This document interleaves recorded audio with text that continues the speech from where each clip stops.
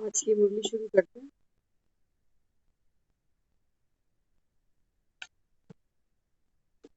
आज बाबा कहते हैं, मीठे बच्चे, हर एक का पुरुषार्थी और फरिश्ता स्वरूप आज बाप दादा देख रहे हैं।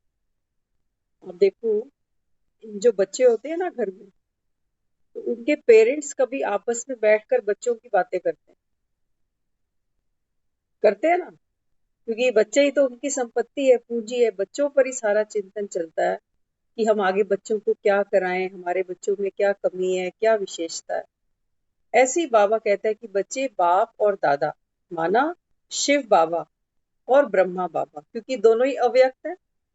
बाबा कहते हैं हम हमारा भी चिंतन सारा दिन तुम बच्चों के लिए चलता है कि बच्चों में अभी क्या क्या योग्यता बाकी है। समय कम है, बाबा कहता है उसके अकॉर्डिंग बच्चों का पुरुषार्थ देखता है बाबा। तो कहता है कि मम्मी पापा नीचे बच्चों को देख रहे हैं। बाबा कहता है बाप और दादा हर एक पुरुषार्थी फरिश्ता स्वरूप आत्मा को देख रहे हैं। दुनिया में लोग अपने बच्चों को देखते हैं, लेकिन वो परम पिता आत्माओं को देखता है। तो बाबा कहता है आज क्या देखा, माता पिता ने हर एक का पुरुषार्थी और फरिश्ता स्वरूप देखा। अगर देखो सारा दिन में हमको याद ही नहीं है कि मैं आत्मा हूं, तो इसका मतलब बाबा ने हमको नहीं देखा, वो अपने बच्चों को देखता है।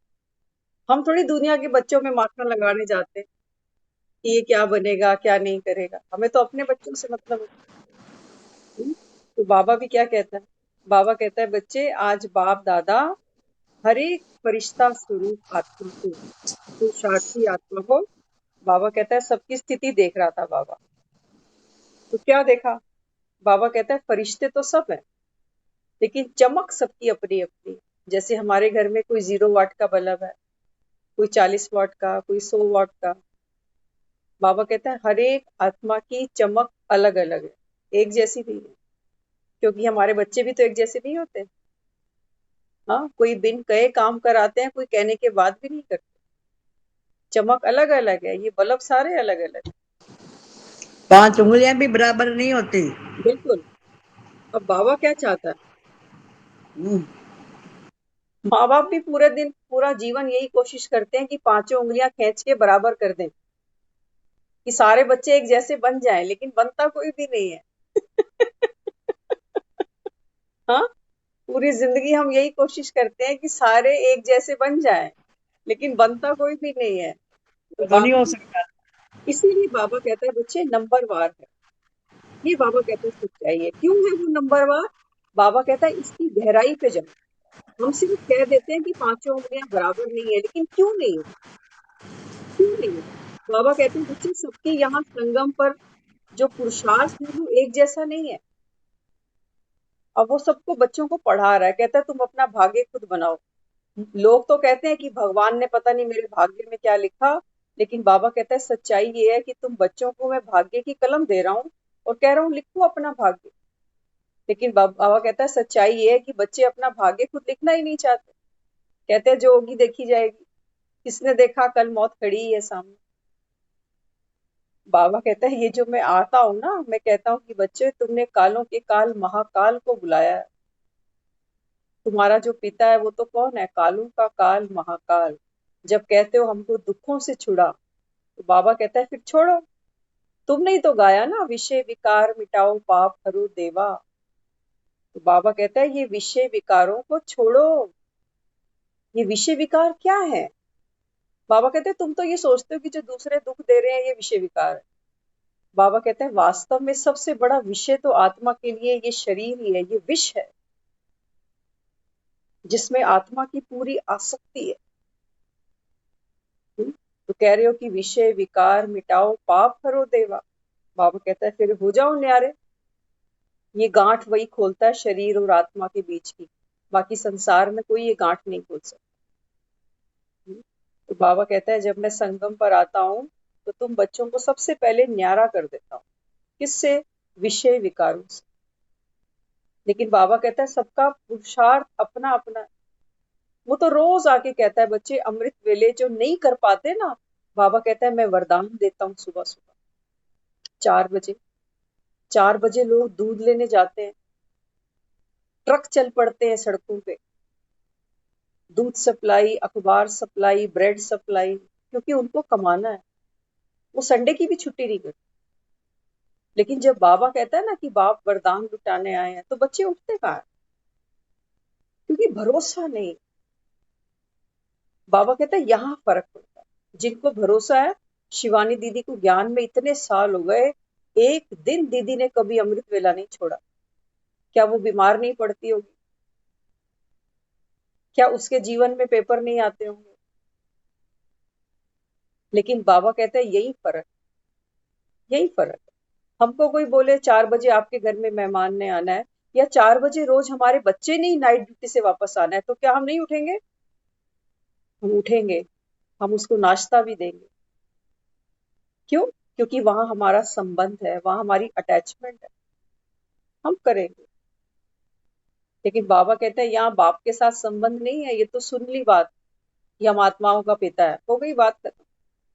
बाबा कहते हैं संबंध बनाया। बच्चे से क्या मिल रहा है हमको? क्या दे रहा है एक बच्चा हमको? मम्मी कह के पुकारता है, कितना सुख मिलता है। उसको चोट लगती है तो माँ का दिल रो पड़ता है कि मेरे बेटे को क्या हुआ, मेरे बच्चे को क्या हुआ। लेकिन बाबा कहता है जब बाप 4 बजे आके तुम्हारे मोबाइल की घंटी बजाता है कि उठ जा। आज सुबह की मुरली में बाबा कहता है धक्के खा खा कर तुमको ये साजन मिला है, लेकिन कदर नहीं बाबा। दुनिया के साजन की कितनी कदर करी हम, जिसके साथ फेरे लिए, कदर करी ना तभी तो निभा सके। कदर नहीं करते तो रोटी नहीं मिलती यहाँ पर।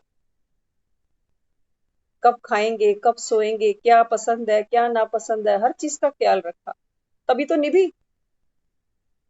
लेकिन बाबा कहता है ये जो अविनाशी साजन आया है, इसको बाबा कहता है बच्चे पहचानते ही नहीं। कहते हैं उठ जाएंगे 4 बजे, क्या करना उठ के। बाबा कहते हैं यही तो है संस्कार परिवर्तन का खेल सारा। यही बाबा कहता है जहां भावना होगी, वहां बाबा कहता है बच्चे उठ के भी बैठ। लेकिन भावना नहीं है, वो रोज सुनते हैं कि बाबा अमृत वेले बच्चों को देखता है, बच्चों को नंबरवार देखता है कि बच्चे किस भावना से याद करते हैं। बाबा कहते हैं बच्चे जो पुरुषार्थ तुमसे नहीं हो सकता ना, मैं आकर तुम्हारी सहायता, तुमको वरदान दे देता हूं, तो बिना मेहनत के तुमको आगे बढ़ा देता हूं। लेकिन बाबा कहता है बच्चे उठते ही नहीं। इसलिए बाबा कहता है सारी बात है बच्चों के पुरुषार्थ पर। तो कहते हैं कि पांचों उंगली बराबर नहीं है, ये कारण है पांच उंगली बराबर ना होने का। इसलिए हम कहते हैं हमारा कोई बच्चा तो बहुत लायक है, बात मानता है, और किसी ने तो जिंदगी में बात मानी ही नहीं, ना कभी मानेगा। बाबा कहता है ये संगम से बीज पड़ गए, अभी तुम बाप का कहना मानोगे तो बाबा कहता है फिर ये संस्कार आगे बढ़ेंगे। क्योंकि एक बार अगर बीज धरनी में गया तो बाबा कहता है फिर ये वृक्ष बनेगा। आज हम हैं, हमसे हमारे बच्चे, उनके बच्चों से उनके बच्चे, तो कहते नहीं है क्या बच्चे, हमारे मम्मी पापा ने तो हमको यही सिखाया, हम तो ऐसे ही करें। किसको कॉपी करते हैं? बाबा जरूर कहता है कि बच्चे 3 प्रकार के संस्कार है। एक जो हम अपने माँ बाप से लेते हैं, एक हमारे पिछले जन्म के भी होते हैं, और कुछ संस्कार हम लोगों को देखकर भी अपने बना लेते हैं। लेकिन सबसे ज्यादा पावरफुल संस्कार वो हैं जो मैं अपनी चॉइस से बना रही हूँ, और किसी में दम नहीं है। माँ बाप वाले संस्कार हम चेंज कर लेते हैं। अगर माँ बाप पढ़े लिखे नहीं है, उनका जीवन का स्टाइल कुछ और है, तो बच्चे पढ़ लिख के अपना स्टाइल चेंज कर लेते हैं। क्यों? क्योंकि चाहना है कि हम कुछ नया करें। हमको ये पसंद नहीं है इनका खाने का तरीका, बोलने का तरीका, तो अपना सर्कल अलग बना लिया। तो बाबा कहता है ये कभी भी बंधन नहीं बांधना कि हम तो क्या करें, हमारे तो पिछले जन्म के संस्कार ही ऐसे होंगे कि कभी हम 4 बजे उठे ही नहीं होंगे। बाबा कहते हैं ये तो बैरिगेड लगाने की बात है। फिर कभी कभी कहते हैं हमारे घर में ही कोई कभी 5 बजे नहीं उठा, हम कैसे उठे? लेकिन बाबा कहता है बच्चे जहां चाहा वहां रहा। अगर वाकई चाहते हो, पूरा जीवन तो सो के निकल ही गया, क्या पा लिया? दुनिया को देखते हैं ना जाते हुए, ऐसे एक दिन हमारा भी नंबर लगाओ। हम भी जाकर 4 अफसोस कर आते हैं, खड़े होके कोई हमारे भी शव यात्रा पे आकर बोल जाएगा कि भले थे, अच्छे थे। लेकिन बाबा कहता है कि बच्चे इस समय है प्राप्ति का समय, क्योंकि स्वयं भगवान इस समय आया है। तो जिसको निश्चय पक्का होगा ना, वो तभी कहते हैं कि अगर निश्चय पक्का हो तो राम नाम के पत्थर भी पानी में तर जाते। ऐसे नहीं कहते आज डाल के देखो एक पत्थर को, तुरंत डूब जाएगा। क्यों? क्योंकि निश्चय ही नहीं है। इसलिए बाबा कहता है बच्चे ये तुम्हारे संस्कार रूपी पत्थर कितने भी कड़े हो, लेकिन अगर तुमको निश्चय है कि भगवान मुझसे कह रहा है, तो बाबा कहता है फिर ये पत्थर, ये संस्कार तुम्हारा तर जाएगा। तुम क्रिएटर हो संस्कार के, संस्कारों को तुमने बनाया। और बाबा तो कहता है जब तुम परम धाम से आए थे तो तुम्हारे संस्कार क्या थे? प्रेम था, सुख था, आनंद था, आलस्य थोड़ी था, वैर थोड़ी था, मोह थोड़ी था, क्रोध थोड़ी था। ये तो बाबा कहता है सब यहाँ सीखा तुमने। एक बच्चा दुनिया में आता है, क्या सीख कर आता है? हंसता ही है बस सबको देख, लेकिन गालियां देना, कटाक्ष करना, हाँ, कभी कभी टोंट मारना, ये कौन सिखा रहा है उसको? हम ही सिखा। तो बाबा कहता है घर से तो तुम बिल्कुल प्योर आए थे एकदम, लेकिन यहीं आकर बाबा कहता है मिट्टी लगी है तो मिट्टी को झाड़ो तो सही। उठोगे ही नहीं तो मिट्टी झाड़ोगे कैसे? सोए सोए सपने में ही मिट्टी झड़ेगी? हो नहीं सकता। बाबा कहता है बिना बिना मेहनत के, बाबा कहता है बच्चे, पानी भी नहीं मिलता, नहीं मिलता दुनिया में, मेहनत करनी पड़ती है। आज जिन बच्चों से हम उम्मीद बांधते हैं ना हमारे बच्चे बुढ़ापे में काम आएंगे, हमने उनके पीछे पुरुषार्थ किया है पूरी जिंदगी, तब जाकर हम ये उम्मीद बांधते हैं कि हाँ आएंगे काम। आए ना आए वो बात की बात है, लेकिन पुरुषार्थ तो हमने किया है ना, रात दिन एक किया है। हाँ, तो बाबा कहता है बच्चे बिना पुरुषार्थ के कुछ भी नहीं है दुनिया। तो भगवान से क्या चाहते हो? भक्ति में तो कहते ही थे कि भगवान कृपा कर दे, झोली भर दे। बाबा कहता है कि बच्चे अगर बाप झोली भरेगा तो फिर सबकी भरेगा, एक जैसी भरेगा। लेकिन बाबा कहता है ये लॉ नहीं कहता, ये लॉ नहीं कहता। बाबा कहता है दुनिया में भी एक पिता अगर टीचर है ना, अगर उसका भी बेटा उसी क्लास में पढ़ता है और 40 बच्चे और उसी क्लास में पढ़ते हैं, बाबा कहता है ये लॉ नहीं कहता कि वो अपने बेटे को क्वेश्चन पेपर बता दे। अगर बताएगा भी ना तो अपने बच्चे के करियर से खिलवाड़ करेगा, लायक नहीं बनेगा वो, नालायक ही बनेगा। क्योंकि जिंदगी जब आती है ना पेपर लेके तो बता कर नहीं आती कि कल ये होने वाला है।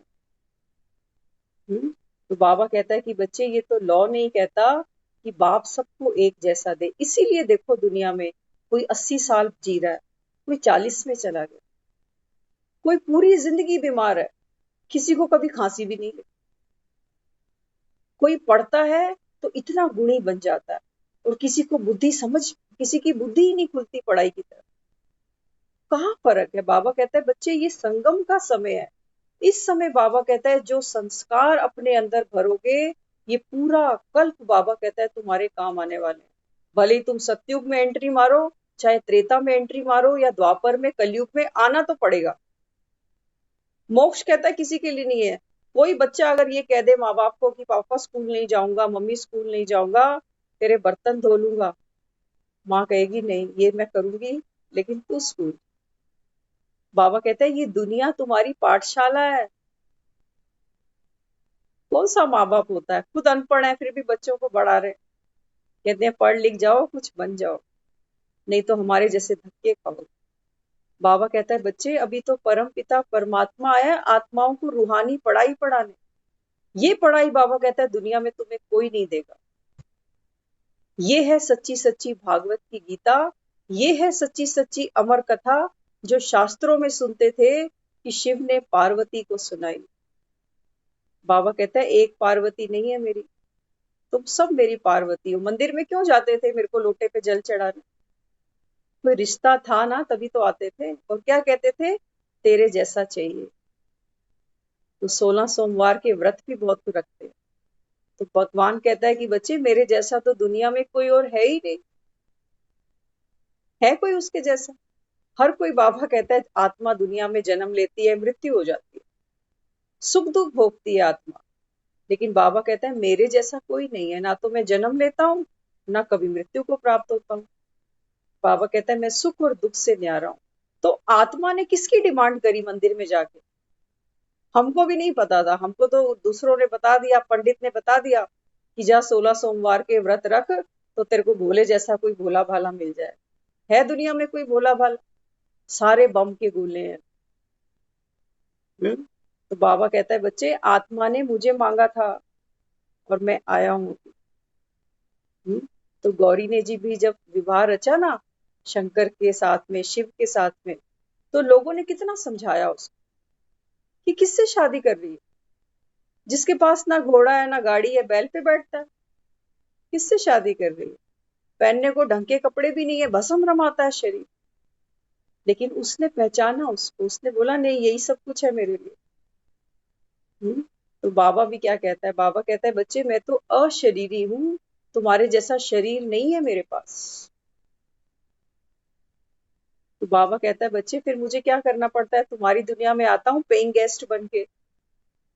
अगर मुझे यहाँ से बॉम्बे जाना है, मेरा वहां घर नहीं है, तो मुझे वहां पर कोई होटल कोई गेस्ट हाउस तो लेना पड़ेगा ना। ऐसे ही वो कहता है मेरे पास तो इस दुनिया में कोई शरीर नहीं है, तो मैं भी टेम्परेरी किसी के शरीर में घुस जाता हूँ, छोटा सा गेस्ट हाउस ले लेता हूँ कि कम से कम अपना काम तो शुरू करूँ। हाँ, तो बाबा कहता है बच्चे फिर पहचानो तो सही। पहचानोगे, बाबा कहता है तो संबंध बनेगा। संबंध बनेगा, तब बाबा कहता है कि बाप को पहचान कर बाप समान बनोगे। नहीं तो कोई क्यों उठेगा, क्यों उठेगा कोई? हमारा बच्चा डोर बेल बजाएगा तो हम उठेंगे, पड़ोसी का बच्चा बेल बजाएगा तो पड़ोसी उठेगा, हम क्यों उठेंगे? बाबा कहता है कि बच्चे ऐसे ही कहीं ये तो नहीं सोचते हो शिव बाबा मेरा थोड़ी है, पड़ोसी के घर जाने दो इसको। बाबा कहता है कोई अच्छे कर्म किए हुए हैं तुमने जो ये ज्ञान सुन रहे हो। नहीं तो ये जो ज्ञान आप सुनते हो ना, ये एक जमाने में लोग रोते थे ये ज्ञान के लिए, क्योंकि प्रिंटिंग नहीं थी उस समय, हाथों से मुरली लिखी जाती थी, सब जगह पहुंचती नहीं थी मुरली, दो दो तीन तीन बस से बदल कर लोग मुरली सुनने जाते थे। लेकिन आज हमारे हाथों में है सब कुछ, एक बटन दबाते ही सब कुछ है। लेकिन बाबा कहता है अहो माया, क्योंकि कलयुग बढ़ रहा है धीरे धीरे, अति पे पहुंच रहा है, इसलिए बाबा कहता है ये बंद बुद्धि है सबकी, इसको सिर्फ एक बाबा ही खोल सकता है और किसी के बस की बात नहीं। नहीं तो दुनिया तो आर्ग्यू करती है। अच्छा तुम्हारा ये शिव बाबा सच है, तो वो जो दुनिया इतने देवी देवताओं को पूजती है क्या वो झूठे हैं? बाबा कहता है यहाँ बैठो तो सही बाप के साथ, मैं तुम्हें दूध का दूध और पानी का पानी करके देता हूँ, और फिर अपने आप से पूछो कि सत्य क्या है। बाबा कहता है मैं नहीं कहता कि मुझे मान ही लो, तुम आत्माओं का मैं पिता ही हूँ, लेकिन बाबा कहता है कम से कम बाप के सामने बैठो तो सही, सुनो तो सही क्या सुनाना चाहता हूँ। तो बाबा कहता है फिर अपनी बुद्धि से पूछना कि सही क्या है और गलत क्या है।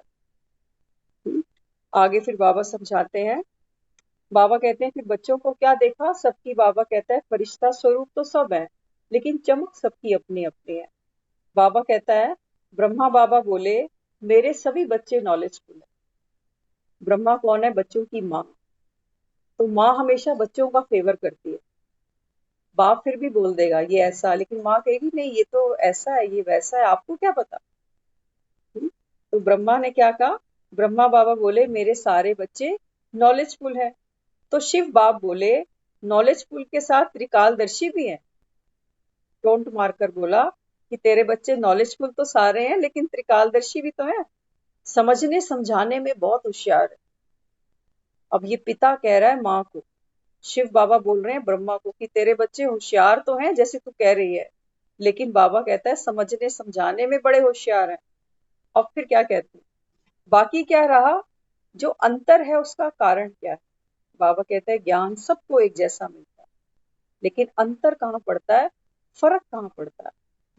तो कहते हैं बच्चों की ग्रहण करने की शक्ति बहुत तेज है। बहुत ध्यान से सुनना, बाबा कहता है बच्चों के ग्रहण करने की शक्ति बहुत तेज है। क्या क्या ग्रहण करते हैं, ज्ञान गुण, ये सब बाबा कहता है ग्रहण करते करते दूसरों की कमजोरियां भी तेजी से ग्रहण करते हैं। अब बाप है ना, वो अपने बच्चों की कमी देखता है, माँ को जल्दी नहीं दिखती, लेकिन बाप को दिखती है। तो तू रहने दे, इसके फेवर में ज्यादा मत बोल, मैं बताता हूँ तुझे, सुन इसकी बात। तो शिव बाबा क्या कहते हैं, बच्चों की ग्रहण करने की शक्ति वाकई तेज है। ज्ञान गुण तो ग्रहण करते ही हैं, साथ साथ में दूसरों की कमजोरियों के भी बहुत जल्दी ग्रहण कर लेते हैं। ग्रहण करने की शक्ति के आगे गुण ग्राहक शब्द भूल जाता है। बाबा कहता है ग्रहण करने में इतने परफेक्ट बन चुके कि ये भूल ही जाता है कि हमको गुणों को ग्रहण करना है, गुणों को नहीं करना। इसलिए बाबा कहता है लक्ष्य और लक्षण में फर्क पड़ जाता है। लक्ष्य क्या था? बाप समान बनना। लेकिन बाबा कहता है लक्षण कैसे धारण किए? पर चिंतन किया, दूसरों की कमजोरियां देखी, हाँ, तो फिर बाबा कहता है फिर वैसा ही अपने अंदर गुण धारण कर लिया। बाबा कहता है तुम इसको गुण मानते हो, वास्तव में तो ये अवगुण है। इसलिए दुनिया में कहते हैं कि जो हंस होता है वो मोती चुगता है। तो बाबा कहता है स्वचिंतक और शुभ चिंतक पर हमेशा बाबा कहता है चिंतन करना। किसका? किसी का भी चिंतन करो, बाबा कहता है उसका शुभ का चिंतन करो, जो उसके अंदर अच्छा है, जो उसकी विशेषता है, उसका चिंतन करो। इसको कहते हैं शुभ चिंतन। लेकिन हम क्या करते हैं? हम अशुभ का चिंतन करते हैं कि फलाना तो ऐसा है, रोज ज्ञान सुनता है, हमसे पहले ही ज्ञान में आया हुआ, लेकिन आज भी इसकी ये आदत तो नहीं सुधरी। बाबा कहता है दूसरी तरफ ये भी देखो कि भले ही उसकी आदत नहीं सुधरी, लेकिन ज्ञान तो रोज सुनता है। ये अवगुण, ये उसका गुण भी तो ले सकते हो ना, कि आज चेंज नहीं हुआ लेकिन हो ही जाएगा ना। कितना कुछ तो चेंज कर ही रहा है। हो सकता है ये कड़ा संस्कार हो, थोड़ा समय लगे, लेकिन ये भी बदल जाएगा। पानी डालते जाओ, गंदगी तो बह ही जानी है, लेकिन कोई पानी ही डालना छोड़ दे और फिर गंदगी कोई देखता रहे, उसने स्नान करना तो नहीं छोड़ा।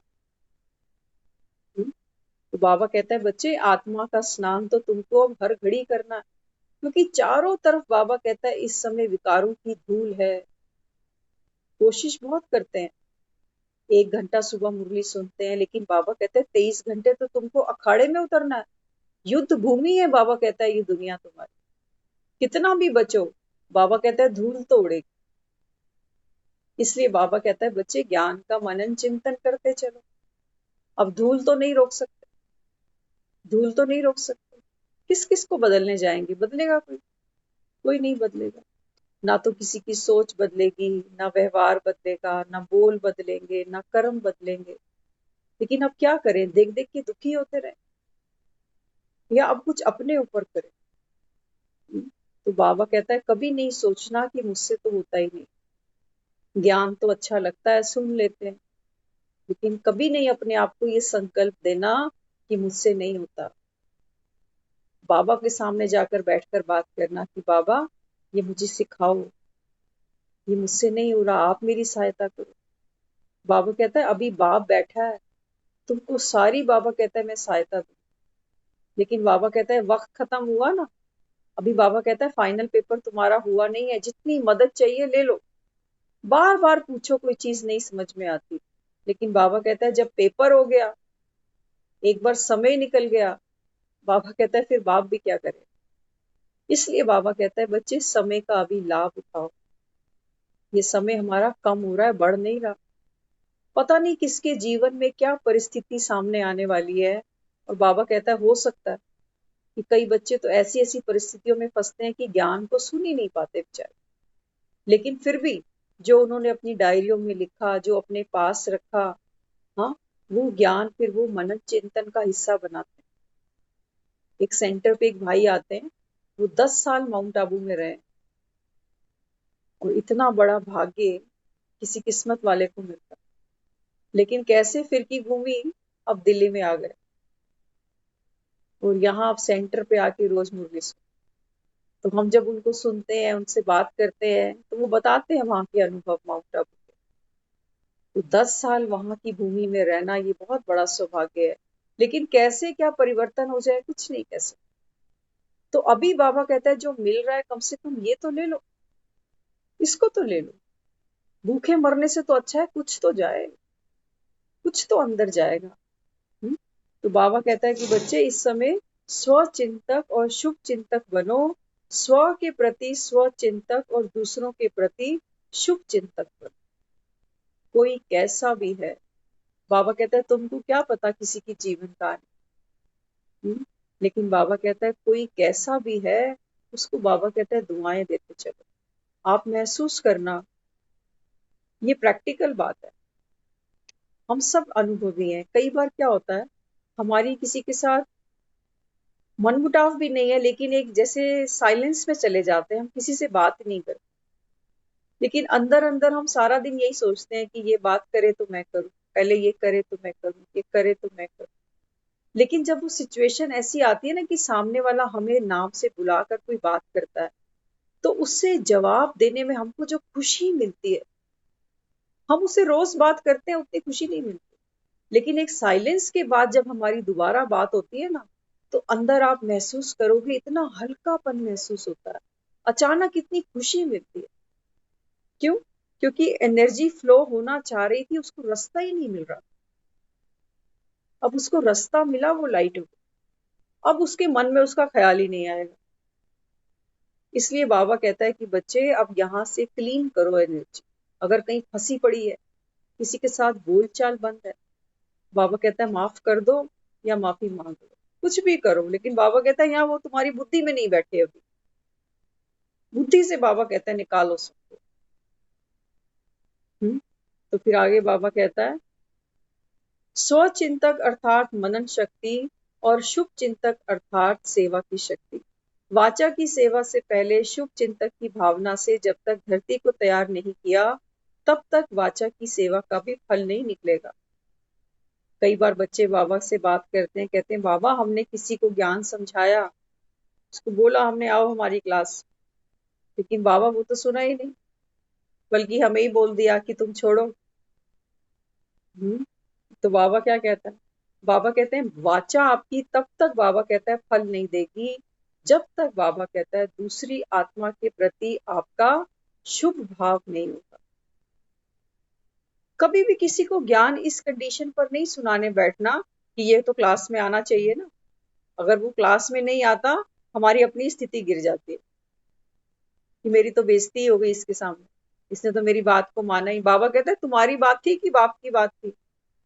जब बाप कहता है मैं फील नहीं करता, तो तुम क्यों फील करते?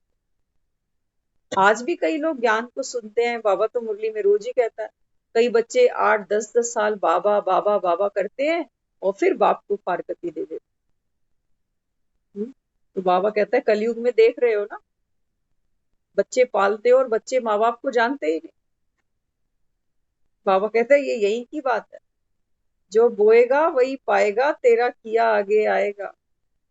सुख दुख है क्या? कर्म फल जो है, ये कर्मों का फल। तो बाबा कहता है तुम बाप को फारकती देते हो, तुम्हारे बच्चे तुमको देंगे। इसलिए बाबा कहता है बाबा कह दिया, तो बाबा कहता है फिर छोड़ो तो नहीं ना, कम से छोड़ो तो नहीं। एक बार संबंध बन गया। पुराने लोग देखो क्या करते थे, कहते थे प्राण जाए पर वचन ना जाए।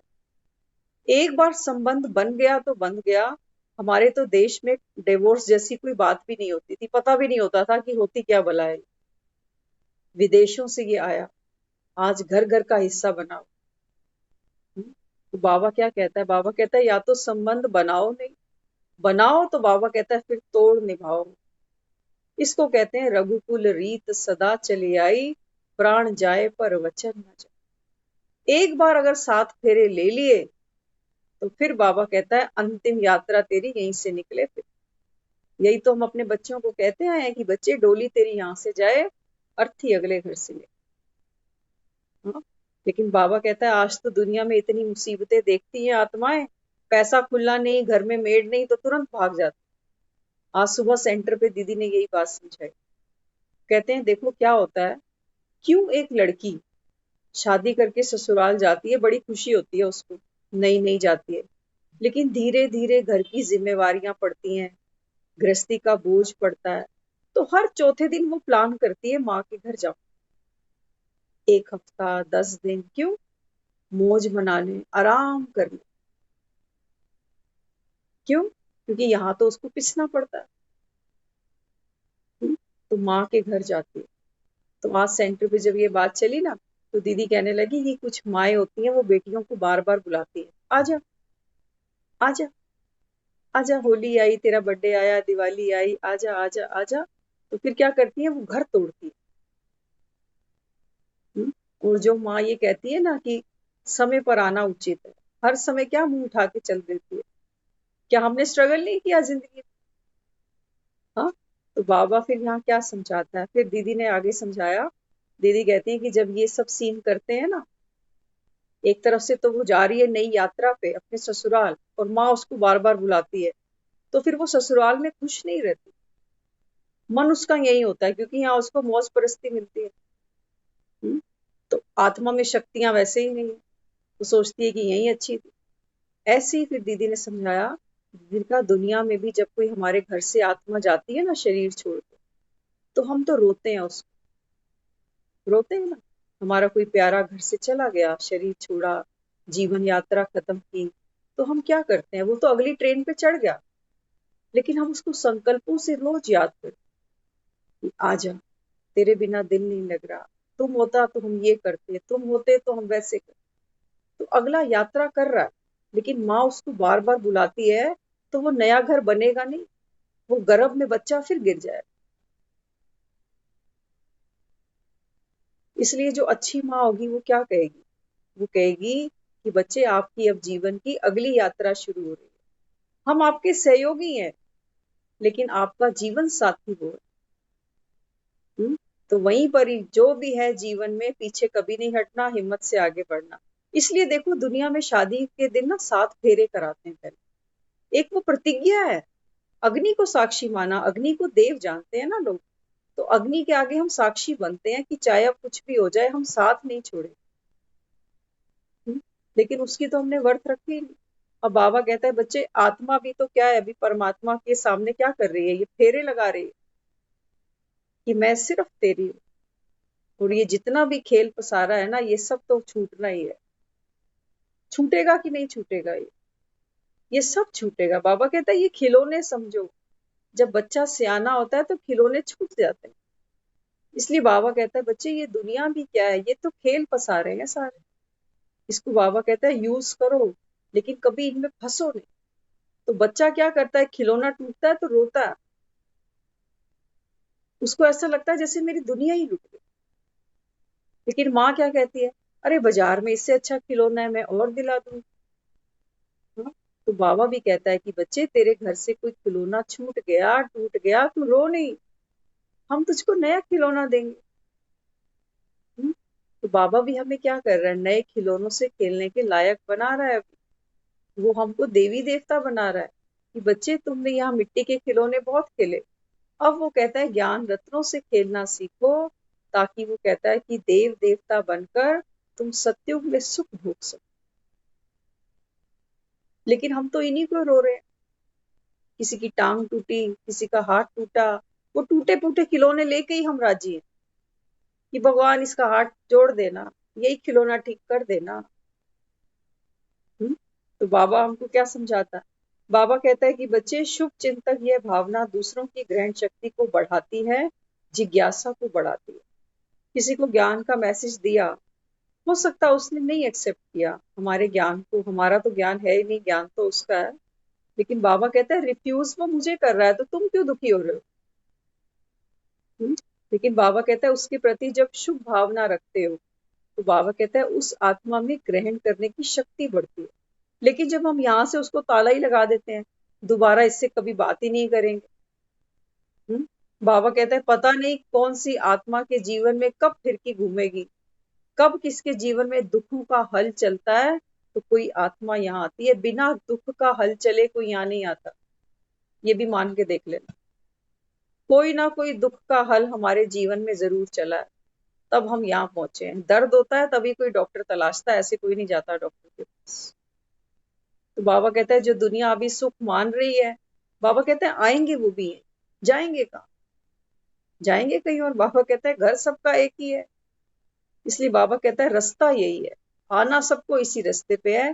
तो जो पहले आएंगे, बाबा कहता है उनको समय ज्यादा मिलेगा, ज्ञान को समझने का, गुण शक्तियों को ग्रहण करने का।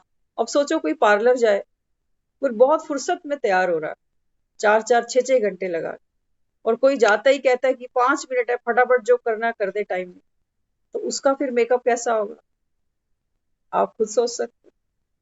बाबा कहता है तुम तो वो बच्चे हो जिनको समय मिला, नहीं तो आने वाले समय में ज्ञान नहीं मिलेगा किसी।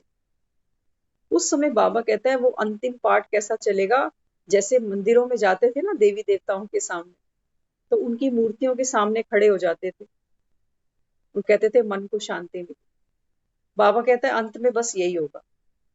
तुम बच्चों के सामने बाबा कहता है ये भटकती हुई आत्माएं आएंगी और दृष्टि से निहाल हो जाएंगी कि ये कितने सेटिस्फाइड है, दुनिया यही, माहौल यही, महाभारत यही, लेकिन ये आत्माएं कैसे शांत है। तो बाबा कहता है बस तुम्हारे सामने आकर वो कहेंगे कि हमको यहाँ आकर ही सुख मिला। तो बाबा हमको समझाता है कि बच्चे इस कारण वाणी की सेवा सहज और सफल हो जाती है। किस कारण? बाबा कहते हैं सबसे पहले उस आत्मा को आत्मा जान। हो सकता है उसका उचित समय नहीं है अभी ज्ञान लेने का, लेकिन तुम क्यों दुखी हो रहे हो, तुमने तो सेवा करी ना। तो बाबा कहते हैं तुम्हारा तो जमा हो गया, तो तुम क्यों दुखी हुए। बाबा कहता है कि बच्चे इस कारण वाणी की सेवा सफल और सहज हो जाती है। स्व के चिंतन वाला माया प्रूफ व्यक्ति वैभव की आकर्षण से मुक्त हो जाता है। बाबा कहता है जो आत्मा स्व का चिंतन करे वो माया के आकर्षणों से, टीवी से, टीवी की खबरें, पड़ोसी, रिश्तेदार सबसे न्यारी हो जाती, उसको अच्छा ही नहीं लगेगा। आप करके देखना, अगर आप रोज मुरली सुनते हो ना, फिर आपको कोई फोन आए बोले हाँ जी क्या हाल चाल है, क्या बना रहे हो, क्या खा रहे हो, आपका मन ही नहीं करे। करके देख लेना भले। ये बाबा हमको इतनी ज्ञान की चीजें रोज समझाता है। और बाबा ने कल की मुरली में इतनी प्यारी लाइन बोली, बहुत मजा आया सुन के। बाबा कहता है दिल्ली में तुम्हारा लाल किला ग्राउंड है ना, जहाँ पे तुम रामलीला करते हो, बाबा कहते हैं बच्चे वहां पर तो रावण लीला होनी चाहिए। बाबा कहता है इस समय तो दुनिया में रावण लीला है जगह जगह, रामलीला तो सतयुग में होगी। तो बाबा कहता है इस समय तुम सच्चे सच्चे श्रवण कुमार कुमारी बनो। कल की मुरली में आया था। बाबा कहता है श्रवण कुमार कुमारी क्या करते हैं? श्रवण माना सुनना। बाबा कहता है जो आत्मा ज्ञान सुनेगी वो बनती है श्रवण कुमार और कुमारी। तो श्रवण कुमार ने क्या किया था? अंधे माता पिता को तीरथ कराया। तो बाबा कहता है अब तुम क्या करो, तुम श्रवण कुमार बने ना, तुमने ज्ञान को सुना, तो बाबा कहता है अब तुम्हारे जो मित्र संबंधी हैं इनको ज्ञान के कावड़ पर बिठाओ और इनको वो सच्चा तीर्थ कराओ, परम धाम तक लेके जाओ, वो है सच्चा तीर्थ। बाबा कहता है ये बनो मेरे श्रवण कुमार। तो कोई बिरला ही होगा, कहते हैं श्रवण जैसे बच्चे नहीं है आजकल दुनिया। बाबा कहते हैं ये मेरे ही बच्चे हैं, भगवान के बच्चे श्रवण कुमार होते हैं, दुनिया में किसी के बच्चे श्रवण कुमार नहीं। तो बाबा कहता है तुम बनो, तो तुमको देख के दुनिया कॉपी करेगी, कहानियां तो याद करेगी तुम्हारी। तो कोई बना होगा श्रवण कुमार तो कहानी आज तक कलयुग में लोग सुनते सुनाते हैं। बाबा कहता है बनो, एग्जाम्पल बनो। क्यों नहीं बनते? लेकिन हमारे पास फुर्सत नहीं ना, कान तो दो ही है। बाबा कहता है या तो बाप की श्रीमत सुनो या फिर दुनिया की खबरें जाकर सुनो। बुद्धि तो एक ही जगह लग सकती है, एक ही तरफ लगेगी बुद्धि। तो बाबा कहता है कि बच्चे दूसरे को नहीं देखो, स्वयं करो। दूसरे को नहीं देखो कि देखो मैं तो इसको अपने से ज्यादा समझदार समझती हूँ, यही ज्ञान में नहीं चला। कई बार हम सोचते हैं ना, हम जब मुरली सुनते हैं, ज्ञान सुनते हैं, तो हमारे माइंड में कोई नाम आता है, हम कहते हैं इनको भी ज्ञान के बारे में पता चलना चाहिए, तो हम उसको भी कोर्स करा देते हैं। कोर्स कराया फोर्स से कि कर लो। बाबा कहते हैं वो कितना भी इंटेलिजेंट हो, लेकिन उसका संगम में पार्ट ही नहीं होगा तो तुम क्या कर लो। बाबा कहते हैं मुझे होशियार बच्चे नहीं चाहिए। ये नहीं सोचना कि इसका माइंड बहुत तेज है, ये समझ लेता है बातों को। बाबा कहता है नहीं, मुझे होशियार नहीं चाहिए, मुझे भोले बच्चे चाहिए, जो बाप को पहचाने, बाप की श्रीमत पर चल सके, ऐसे बच्चे मुझे चाहिए बाबा। तो बाबा कहता है दूसरे को नहीं देखो कि वो तो ज्ञान सुनता ही नहीं है, जब वो इतना समझदार हो कि नहीं सुन रहा तो क्या मुझे सुनना चाहिए। बाबा कहते हैं ये होती है परमात्मा। इस पर बाबा कहता है तुम्हारी बुद्धि जब चलती है तो भस्मासुर बन जाते हो। भस्मासुर था ना, कहते थे जिस चीज पर हाथ लगाएगा वो भस्म हो जाएगी, तो गलती से अपने ही सर पे हाथ लगाया और खुद ही भस्म हो। तो बाबा कहता है यहाँ भस्मासुर भी बैठे हुए हैं। बाबा कहता है स्वयं की बुद्धि को भस्म कर देते हैं तो भस्मासुर बन जाते हैं। तो बाबा कहते हैं बच्चे इस समय स्वयं करो। स्लोगन भी है ना कि मुझे देख और करे। बाबा कहते हैं जब तेरे जीवन में चेंज आएगा, सुख आएगा, सुकून आएगा, अच्छी नींद आएगी, अच्छी भूख लगेगी, मन दुखी नहीं होगा, तो तुझे देख के दुनिया पूछेगी कि कौन सी चक्की का आटा शुरू कर दिया। हम तो बिना गोली के सोते ही नहीं, हमारी तो टेंशन ही खत्म नहीं होती। तो बाबा कहता है ज्ञान को नियम से सुनना पड़ेगा, दवाई को नियम से खाना पड़ता है। हमारी मर्जी नहीं चलती कि हमको दवाई याद आएगी 15 दिन में तो खा लेंगे डॉक्टर साहब, नहीं तो फिर अगले महीने आके बात करेंगे। डॉक्टर कहता है यहाँ मत आना, जब कोर्स ही पूरा नहीं कर रहे, जैसा मैं डायरेक्शन दे रहा हूँ कर ही नहीं रहे, तो मेरे को क्या आके हालचाल बताओगे। ये हालचाल तो खराब ही होने हैं, फिर हालचाल सुधरने नहीं है। डॉक्टर कहेगा अगर दवाई छोड़ी हालचाल तो बिगड़ेंगे। सुधरते ये तब है, बाबा कहता है जब नियम से रूहानी सर्जन की बात को मान लेते हो। तुम्हारे पैसे लग रहे हैं, डॉक्टर से मिलो ना, हर मीटिंग पे फीस लेता है, दुनिया भर के टेस्ट कराते हैं जिनकी जरूरत भी नहीं होती। टेंशन अलग होती है दिमाग में कि पता नहीं ठीक होऊंगा भी कि नहीं। लेकिन बाबा कहता है बच्चे यहाँ तो हींग लगे ना फिटकरी, डॉक्टर भी फ्री है, क्लिनिक में जाके तुमको 2 घंटे बैठना भी नहीं पड़ेगा, कोई तुम्हारा टेस्ट भी नहीं कर रहा। बाबा कहता है मेरे सामने आ जाओ, मैं अपने आप तुम्हारी स्कैनिंग कर लेता हूँ। लेकिन बाबा कहता है तुमको मेहनत, पेशेंट को देखो मेहनत तो करनी पड़ती है ना, पेशेंट को अपना ध्यान रखना पड़ता है कि मैं समय से दवाई खाऊंगा, जिस चीज की मुझे परहेज बताई है मैं वो करूंगा। इतना तो पेशेंट को करना पड़ेगा। बाबा कहता है यही तुम्हारा पुरुषार्थ है। तो बाबा हमको यही कहता है कि बच्चे पुरुषार्थ सब करते हो, लेकिन चमक अलग अलग है। क्योंकि कई पेशेंट कई बार क्या करते हैं, दवाई भी खाते रहते हैं और खट्टा मीठा ठंडा भी खाते रहते हैं। कहते हैं डॉक्टर को क्या पता चलेगा, थोड़ा सा कर लो साइड में। तो बाबा कहता है फिर विषय विकार मिटाओ, ये धीरे धीरे जाते हैं। फिर डॉक्टर को कंप्लेंट नहीं करना कि डॉक्टर साहब 2 महीने से दवाई खा रहा हूँ, अभी तक ये बिल्कुल ठीक क्यों नहीं हुआ। तो कहता है अपने दिल से पूछ, मैं जो बताता हूँ सुबह उठकर गैस की गोली खा ले, 4 बजे खाते हो, गैस बनती है ना शरीर में, किसी भी टेस्ट में नहीं आती कभी गैस। हम सब ने देखा है गैस जब आती है तो बॉडी में कितना पेन होता है, लेकिन गैस कभी भी किसी टेस्ट में नहीं आती। तो बाबा भी हमें क्या कहते हैं, बाबा कहते हैं बच्चे इस समय चारों ओर क्या है, बाबा कहता है वायुमंडल तमो प्रधान। तो बाबा कहता है ये तमो प्रधानता आज बाबा कहता है बुद्धि में फंसी पड़ी है। तो गैस निकालने के लिए डॉक्टर क्या करता है, एक्यूप्रेशर के पॉइंट्स दबाता है कि गैस कैसे न कैसे निकले। कई बार कहता है अजवाइन खा लो, कई बार कुछ कर लो कुछ कर लो। तो कितनी युक्तियां हम फॉलो करते हैं, जब तक आराम नहीं आता तब तक करते जाते।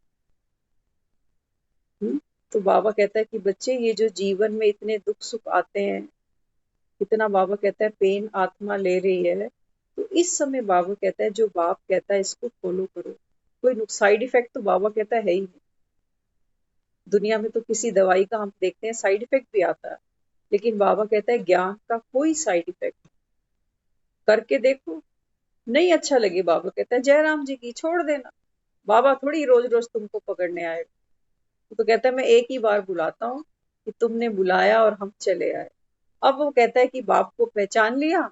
देखो शादी जब होती है ना तो रजामंदी से होती है कि मैं पसंद हूँ आपको, तो सामने वाली कहती है हाँ जी पसंद हो, तब तो वो शादी निभ जाती है।